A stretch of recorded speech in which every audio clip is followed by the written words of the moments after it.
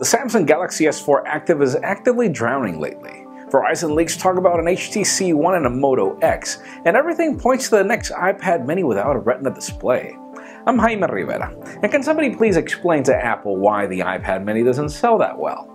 This is Pocketnow Daily.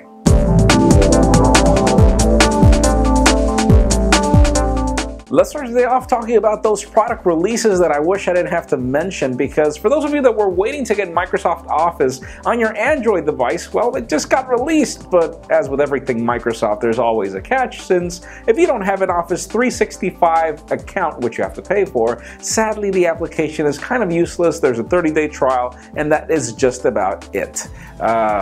Anyways. And you know, iOS 7 Beta 4 keeps bringing more information on Apple's future product lineup, and one of the products that we're waiting for the most is the next generation iPad mini. But you're not going to like the news, as, well, apparently there are going to be 3 models of the iPad mini again, just like now, and sadly, they will be limited to a non-Retina display. According to the leaks, there is no high-resolution display on this tablet, and then you get to wonder, what is Apple thinking? I mean, that's pretty much the only reason why nobody's liking the mini. Now, we've got some Verizon leaks that I know a lot of you are waiting for. First of all, those of you looking forward to an HTC One on Big Red, well, August 15th is apparently the launch date. And then for those of you waiting for the Moto X or the Droid Ultra lineup, apparently that is happening on the week of the 20th. Obviously, these are just reports, nothing confirmed. Stay tuned, and hopefully it happens that way.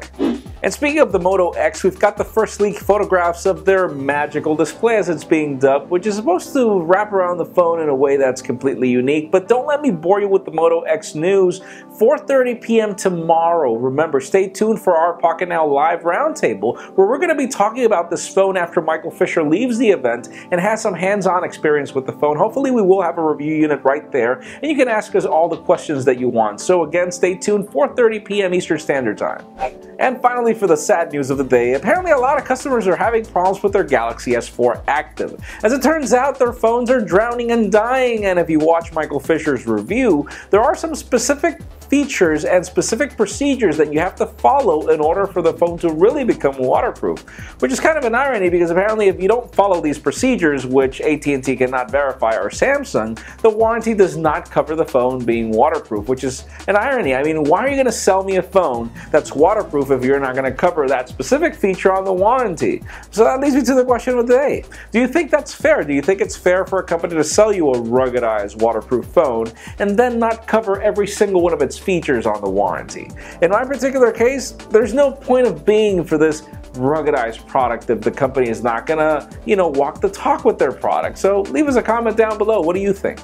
Of course, as always, for an earlier scoop of everything that's happening in the smartphone and tablet world, make sure you follow us on Pocketnow.com and subscribe to our YouTube channel as well. You can also follow me on Twitter at Jaime_Rivera. Please give this video a thumbs up if you like what you saw. I am Jaime Rivera. Thank you very much for watching. See you tomorrow.